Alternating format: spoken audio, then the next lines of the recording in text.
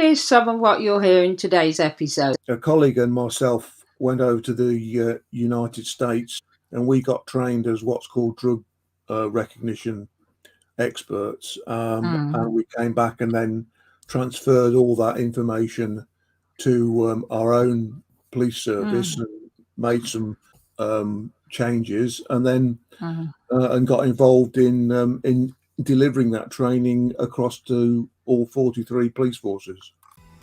Welcome to the All Things Books Show, hosted by award-winning best-selling mystery author Dawn Brooks.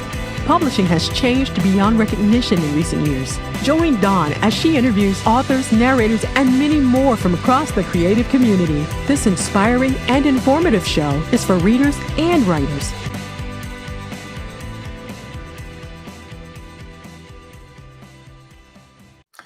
Hello and welcome to this episode of the All Things Book Show. And today I've got an interesting author to chat to, and his name is Stephen Collier. So I'll bring him right in. Hello, Stephen. Hello, good afternoon. Well, welcome to the show. Thank you very much for having me. It's my pleasure. Thank you for giving us your time. So I'm just going to introduce you a little bit from what I found about you on, because okay. there are no secrets. So Stephen was born in Northamptonshire and spent all of his working life in the county as a police officer. He retired from the force and the community he served for 30 years in 2005. You don't look old enough. After he retired from the force, he set up a company called Blue Light Limited, his own business of training and development, specialising in drugs and driver impairment. He semi-retired from Blue Light during the pandemic, forced semi-retirement, no doubt. Yes. And now predominantly prefers to write full-time. Stephen's been published in various specialist magazines and books in relation to his expertise as a road safety specialist, and has published an aid memoir for police officers in drug drive impairment recognition. Stephen's desire to write crime fiction culminated in his first book, Blind Murder, published in 2014. Since that time, he's published his second title, Driving Dead. He's a 2021 finalist in the Page Turner Awards for Driving Dead, and a second edition of Blind Murder will also be released, has been released in now, I believe, in spring 2022. Stephen also has a master's degree in creative writing, and we'll talk to him a little bit about that, and has recently completed a third novel, which again we'll come on to later, called Crimson Dragon, which is set between Hong Kong and the UK. And that is also available now. So let's start at the beginning then. So you were, we won't start at birth, but we'll start with, you were a police officer for many, many years. Did that influence the fiction you write, or the choice of fiction you write? I think it. Yes, I think it.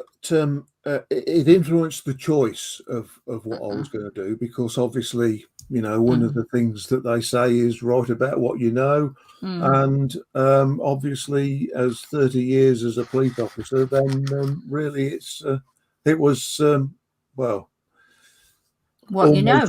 Yeah.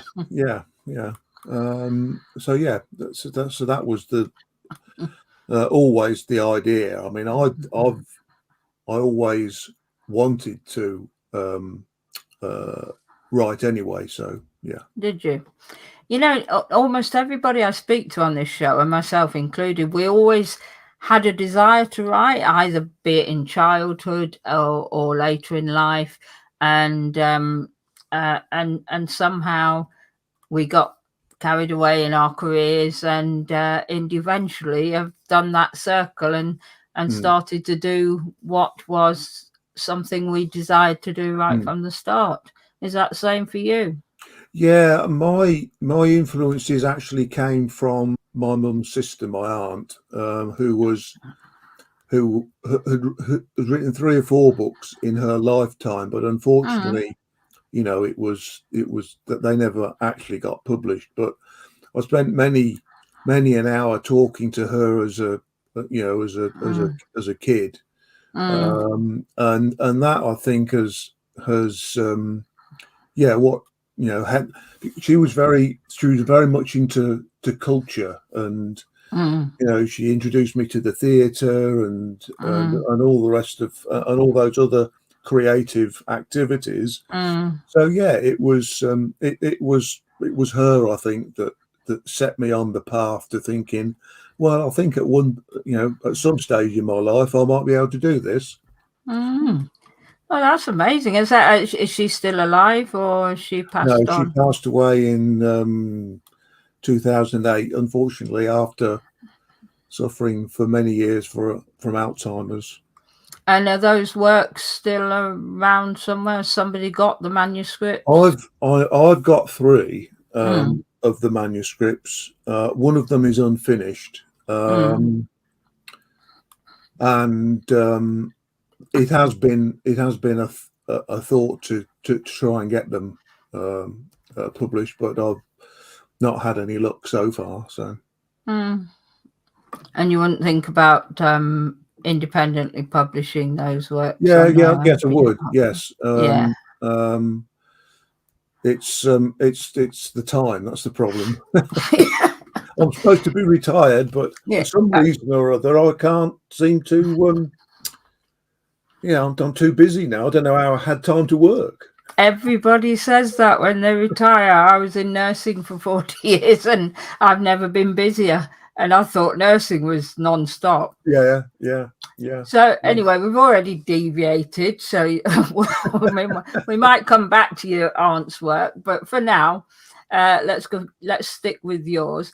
How do you transfer the experience of your policing into your fiction? I think from the point of view of a police procedural, then it's quite difficult to keep the pace going, because in real life, these things don't, they don't happen in 60 minutes or 300 pages. It does actually take a lot of time. So it's a case of having to identify those bits within the story that I can just add a little bit of police procedure in without actually making it boring. Yeah, because it's easy to get bogged down in the nitty gritty, isn't it? Yes. Particularly when you've got the experience. Yes. Yeah. I mean, certainly from probably Blind Murder's point of view, my first book, there is a little bit of that, that thinking, oh well, at least it provides some authenticity. And and do you, because a writer I wrote also I spoke to recently had obviously her DCI. I mean, the police aren't armed in Scotland as they're not in England, except for the armed squads, obviously. And she has an armed unit at the end of one of her books, and obviously she had to break the rules and allow her DCI to be armed. Otherwise, they have to bring in a whole new team into a fiction book, which seems a bit silly. Have you broken rules? Anything specifically? All the time. Yes, there are some rules that I don't like to break in relation to police procedure, but if I can, I will. And do people criticize you for it, for breaking the rules? Those in the know. No, I've not had any specific criticism in relation to it, because I think most of my readers that are either still in the force or they're retired understand that if they do follow the Yeah. the procedures, then nobody would want to read the book. Yeah. Yeah. And it's the same with nursing. I mean, if you're going to, not that I write fiction about nursing, although I do have a nurse in my Cozy Mystery series. But if you start getting bogged down with the admin and Yes. what people have to do, then Yes. it just gets silly. So I noticed you're a bit of a specialist about drugs and driving. Was that something that you developed during your policing and developed a specialism in, and then took into your retired life? Yeah, I spent a lot of my time in the traffic department, and just towards the end of my service, probably 6-7 years towards the end of my service, I was given the opportunity to get involved in the introduction of what the police service called field impairment testing, Right. and drug influence recognition, as a result of the growing increase in the number of people that are driving under the influence of drugs. And we had at that time no way of detecting a drug driver. We could detect the drink driver, with a breathalyzer, but we had no way of doing it. So we, a colleague and myself, went over to the United States to see how they identified, and we got trained as what's called drug recognition experts, and we came back and then transferred all that information to our own police service, and made some changes, and then and got involved in delivering that training across to all 43 police forces. Wow. Well, and since that time, my company, we've delivered the same training to police forces in New Zealand, Hong Kong, Turkey, and various other places in the world. So yes, it was interesting. It made you very very knowledgeable about drugs and their effects. So the US was the only place in the world that had such testing. They've had a system in place over there since the 1970s. Wow. So yeah, we were one of the first countries outside of the States, US to take this impairment testing on board. Wow. And has it made a difference? It has, yes, because we've now developed a device which actually looks like a lateral flow test, and it to identify drivers who are under the influence of cocaine and cannabis. Wow, so that's quite interesting then. And I one of your books is called Driving Dead. Is that one that's drug related? And yeah, it is heavily orientated towards drugs and driving. Yes. Right. I did wonder when I saw the cover and the title. Oh, that's another big tome. Yes. Okay, Driving Dead. Yeah, but they're long books, aren't they? You write? Yeah, because they can't keep me quiet. 376 pages, this one. Wow. Okay.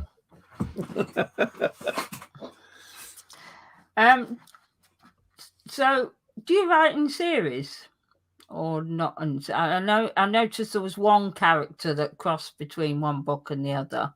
Yeah, is that those two just mentioned? Yeah. Blind Murder and Driving Dead are the same characters. Yes. Yeah. Okay. And are there any more of those, do you think, in the pipeline? Yes, there will be. Yes. Yeah. Okay. So moving on a bit from the drugs and driving, which obviously you've got a lot of experience to, are you still running a business on that side as well? Ish. The pandemic didn't help, I'm afraid. So I thought about giving it up completely, but then people are now, we're sort of getting back into normality. People are coming to me again and saying, no, they want to do this or they want to do that. So I think from that point of view, I'm sort of cherry picking the good stuff as opposed to just doing anything that people ask me. Yeah. And you're focusing more on your writing now? Yes. Very much so. Yeah. And I notice you've got a master's degree in creative writing from East Anglia University, was that? Yeah, University of East Anglia, yeah. Yeah, and was that a recent or? 2017, about 5 years ago then. Yeah. And has that helped with your writing? Would you, for anyone watching, do you recommend that they go off and do a master's in creative writing? I would recommend it. It was I found it a very it was very interesting course. It was also very enlightening, I think, in relation to the trade and the skill of writing crime fiction novels. I mean, we had 3 very good tutors, and all with strengths in their own particular, and all authors in their own right. So yeah, I think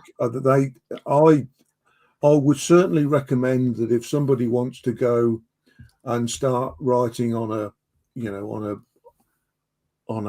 regular and permanent basis to do some, they don't have to go and do a master's, but there's lots of courses out there that will help you learn the trade of writing. Yeah, so to do some study in creative writing. Yeah. I certainly it's noticeable. I think that it's even to me. If I read Crimson Dragon and Blind Murder or Driving Dead, there's an obvious upskill, if you like, in the style of writing. So in Crimson Dragon being your later work, was and post master's degree. Crimson Dragon was written as my dissertation. Right. Yeah. Yeah, I've got one of those. Mine's called Body in the Woods. I wrote as a dissertation for my master's in creative writing. Right. Sounds like your tutors were quite switched. Was that in fiction? They got written books? Yes. Your tutors? Yes, they're all crime fiction writers. Oh, really? How lucky were you? I mean, it was a creative writing master's specifically for crime fiction. Okay. Not a general creative writer's course, but obviously, the first year was just talking about the creative writing, and then the second year we got into the specifics of writing crime novels. Yeah, so that's slightly different. Mine, I think mine was very general. And okay, so since you say that you've noticed an upskill, in what way? What is there any specifics that you improved upon from doing your master's? Yes, show don't tell. Yeah. Okay.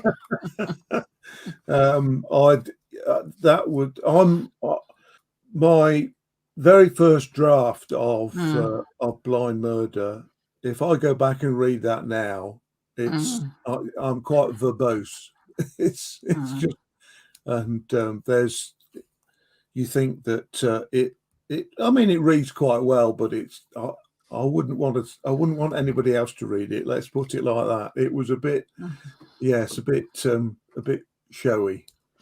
But don't you think that we all, as authors, don't you think we all improve naturally anyway? I mean, my very first fiction novel, A Cruise to Murder, which still sells very well. When I look back at it now, I think I want to completely rewrite it. Because I've improved as a writer. Yes. Over time, the more I've written, and obviously, I mean, I do think Body in the Woods is one of my better works, probably because it had a lot of criticism, which you get in an MA, don't you? I mean, that's the good thing about doing a master's degree. Yes, it is. Yeah. The level of criticism you get, the detail. I mean, I obviously, do you have beta readers who read your early works? Yes, I do. Yeah. As I do.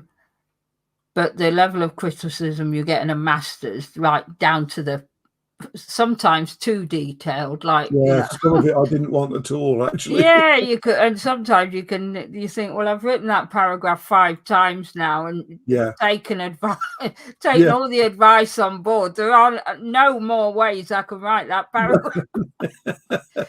And it doesn't mean the paragraph needs scrapping. It just means that you've got 5 different people with 5 different opinions, and you do have to learn, don't you, to sift through. That's right. I mean, it's good to accept criticism when we need it. You do. Yeah.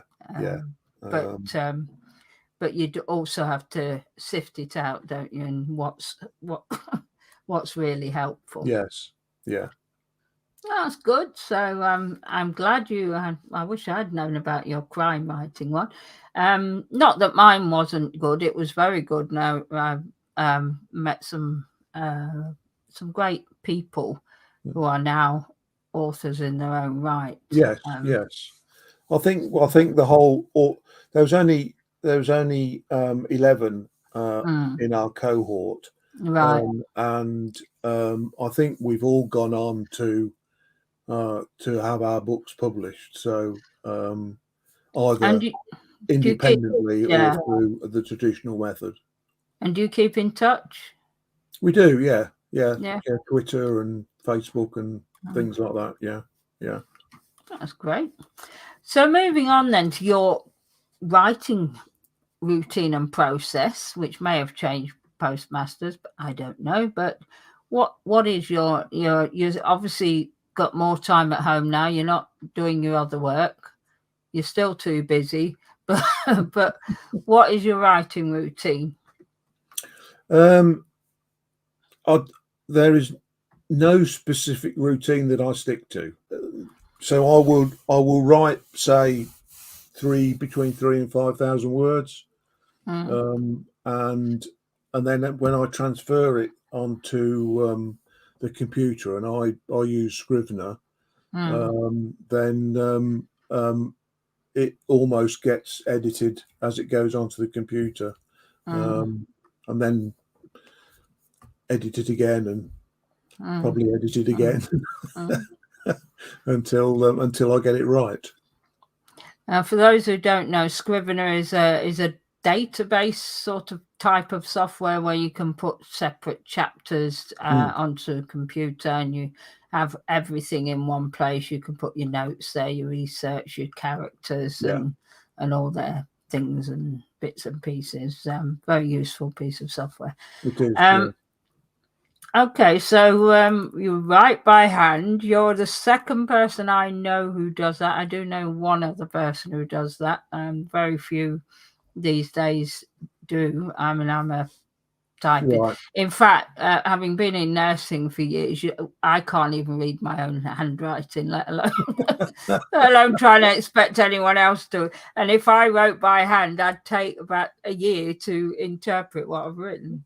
Well, I think that's the good thing about writing with an ink pen, because it forces you to write properly and slow down, doesn't it? Yes. Otherwise, it's one big smudge. It is. Yes. Yeah. I do use it for signing books. Yes. I have one for signing books. I notice you've republished recently your first book. What was the decision making behind that? Is that a second edition? It is a second edition, yeah. And is that because, like me, you decided, that needs a rewrite, and you actually did it, whereas I just keep thinking about it? Yeah, I spoke to well before the pandemic. Actually, I spoke to a screenwriting friend of mine who read the first version and said this would make good television. Okay. But he gave me some point. Him being a screenwriter and having had films and TV programs actually transmitted, he says it needs something else in order to help it along. I've just changed. I've changed it a little bit. The story is still basically the same. Yeah. But I think it's now better written. Yeah, I but understand. I would say that, wouldn't I? Well, you're in a better place to decide, I think, once you've written, whether you've done a master's or not. Once you've written more than one book, it is easier. But what I find though is if I go back and if I went back and read the last book I wrote, I'd probably see the need for improvement. So you have to sometimes silence that editorial voice, don't you? And let the editors and the readers do their job. And if they like it, just forget it. It's quite cathartic is probably the wrong word, but when I wrote Blind Murder, it was for me because there are some incidents within that book that have probably haunted me as a police officer for a long time. I always say to those people that have read it as well, some of it is very cathartic, and it needed to come out of here. And I'm sure that there's some things that you've seen in your nursing career that you would probably wish you'd never seen. Oh, absolutely. Far too many to to even go into, but yes. And I think actually being creative with that and almost having that creative control as a fiction writer, you can almost change the outcomes in some ways. I don't know that I've done that yet, but there are some things probably still niggling in the back of my mind that I would probably give it a happier ending. Yes. I mean, rightly or wrongly, but that would would help me deal with it a lot better. Yes. That's quite true, actually. Quite true. Yeah. But at the same time, some of the grisly stuff that you've come across, you probably just need to get it out and off your chest. And I don't think people realize, and obviously there was no such thing as the counselling and all the stuff that there is nowadays. No. When I'm sure we're similar age, and there was nothing, it didn't matter what trauma you went through, you had to go on to the next patient or come back the next day and do it all over again. And the attitude was, well, this is what you join for. If you if you can't cope with it, then you can do the other, because there was no counselling. You just had to build a wall and put it away. And actually, I think that's done a lot of damage. Obviously, it's done a lot of damage to war veterans who also see some horrible stuff. But I think sometimes they forget that paramedics, police, nurses, doctors, are all have suffered psychological trauma at various times in their careers, and sometimes it's just swept under the carpet, or in those days it was like same with the army, just toughen up, Yeah. So onto a lighter note. Yes. I mean, the nice thing about writing books is you do resolve things by the end of the book, don't you? Yes. You come to a conclusion, you neatly package it, and it's all dealt with. And you wrote the first 2 books with the same character. Yeah. His name is Jake Jordan. Mm-hmm. And is he a likable character? Is he a troubled character? Well, he's going through a troubled life at the moment, but he's a nice bloke. Good to have a decent policeman for a change. There's a lot of very troubled policemen on the TV, and it's almost become a trope, hasn't it, that the policeman's got to be an alcoholic druggie with no relationships at all. And I wanted to get away from that. Okay, I realised that Jake in the first book was having he's got a troubled marriage basically, because of work, but he's not an alcoholic. He's probably more towards addicted to cups of tea and coffee than like most cops. But nothing more sinister than that. And obviously, every person has their own troubles, so there's no point making them without troubles. But I just think go a little bit over the top in some of these series these days. And so you've moved on from that. Obviously, you're not finished with that series.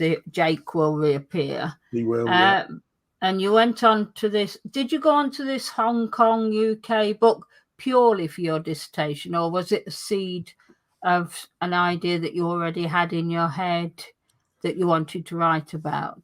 I think because of my experiences with Hong Kong police, it was a seed, but I had no real inkling of what the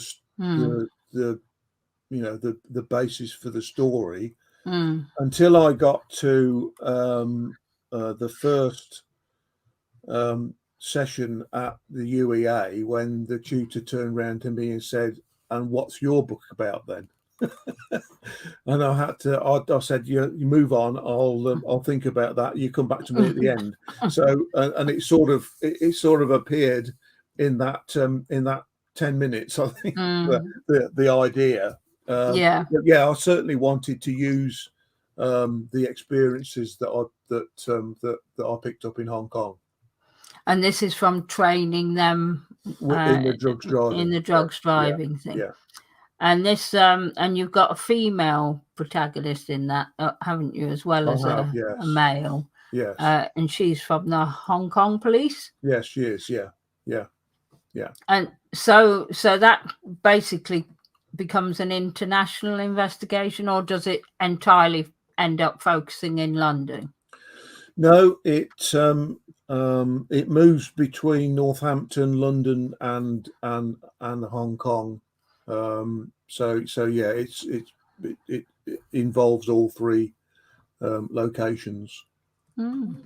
That sounds like my type of book. Actually, I might pick that one up. And all donations gratefully received. Yeah, I bet. Every sale is welcome, isn't it? Yes. And so, what are your current writing plans? Work in progress? Right. Well, I was always told a long time ago, it doesn't matter in life. You always got 3 projects going at the same time. And at the moment, I am looking at turning Blind Murder into its TV series. So I'm doing a bit of script writing at the moment, which is not as easy as people think. And do you have to do that? They don't do that for you? No, no, they would, but I just wanted to get, I just wanted to try to see what I could come up with first. And is this something you might pass on to your friend? Yes, I think I might. Yes. Yeah. Yeah. Okay. And I've started planning for the fourth book. I'm not quite sure whether Jake's going to turn up in it yet. But yeah, I've sort of got into the detailed planning stage for that particular tome. And the ones you're writing for screenwriting, that's Jake, is it? That's the first one. Yeah, because they do tend to like series, don't they, when you're writing for TV? Yeah. So they, just in case it takes off and they want hundreds of them, like Anne Cleves. Yes. Please come this way. Yes, indeed, yeah. Yeah, wouldn't that be nice? You missed her at Crime Fest, I have to say. Lovely woman. Yes, yeah. Yeah, never mind. There we go. I won't rub salt into the wound. Thank you. Yeah. So basically, you're working on screenwriting. You're working on a book 4. Mm-hmm. Yeah. And what was you said you have to have 3 projects? What was the other one? Yeah, I'm looking at doing some video documentaries. Oh, on around crime, true crime, as opposed to crime fiction. But that's really a long-term project. There's a lot of learning to do. I don't like to. I don't like to be. You mean, you don't want to sit on your backside, do you? Now you're retired. That's right. Well, apart from when you're writing. Yes. So when you say true crime, is that you're going to research crimes that have happened and not been solved, or crimes where somebody's in prison, like the stuff you see on TV? Yes, yeah. I mean, we've got stuff that you've been personally involved with. Yeah.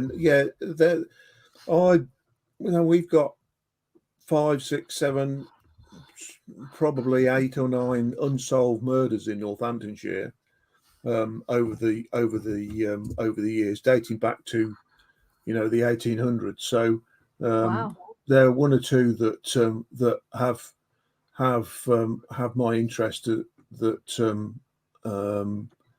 could do with just a little bit of research to see what happens. And I'm fortunate enough to still have contacts within the police. So it's not as difficult as it might be for some to do a bit of research. So but as I say, that's that really is a long-term thing. It's not going to happen next week or next year, perhaps, but I just need to get that up out of my system as well, I suppose. Yeah, because I guess the research could take a long time, couldn't it? And are there any cases you've got in mind that may you think the wrong person was put away or hanged or anything like that? That you there is one in Northampton that occurred around about 1900 where it was never really it was a bit iffy as to the person who may have been present at the time, but actually didn't commit the offence of killing this person by setting fire to them in a car. Wow. So yeah, there's always been talk around that as to whether the guy that they put away for it actually did the crime. Did the deed. Yeah. Yeah, well, I could talk about this all day, but it's probably not why you're on the show. But I've been talking about your book. Yeah, I'm happy. I'm happy to talk away from the away from the studio, Dawn. It's no problem. Yeah. Right. So, is there anything else that we should know about Stephen Collier before we? No, not really. I just I've got to the stage now where I think if I can get somebody interested in my work, then that's fine. I used to it used to consume me right at the beginning, Right, because nobody would take me on and stuff like that. But I'm thinking, actually, I'm not worried about it now. You mean by an agent or publisher? Yeah, initially. Yeah. How's independent publishing going for you? It's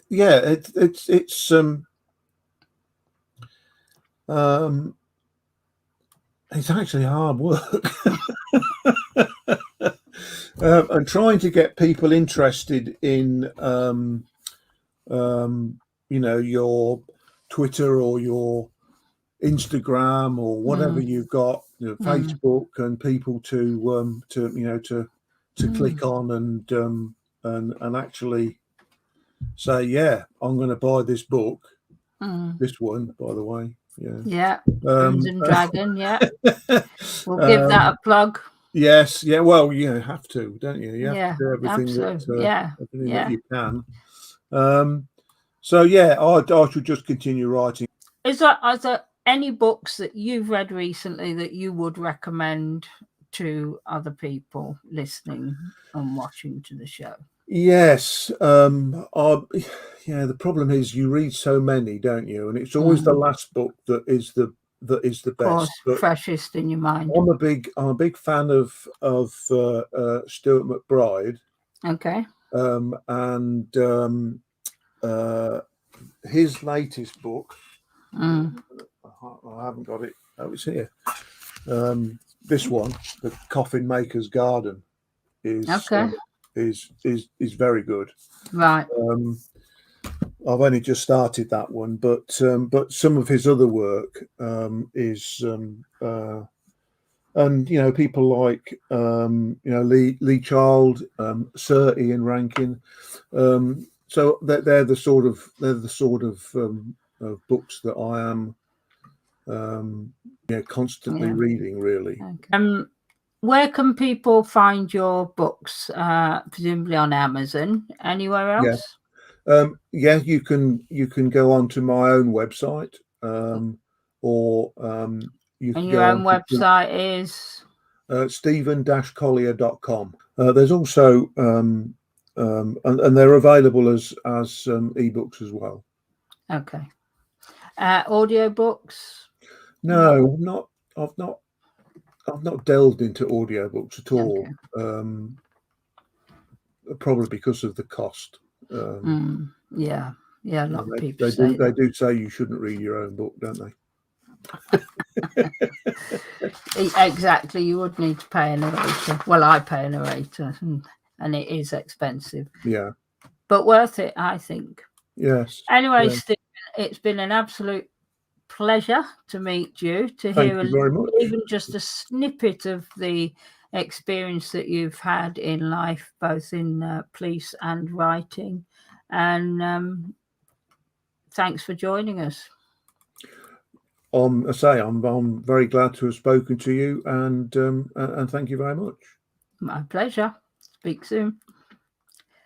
So that was a very interesting interview with Stephen Collier. What an interesting man with an interesting career, and one could obviously, one has to be aware of confidentiality, but reams of experience over 30 years in the police force, I am sure.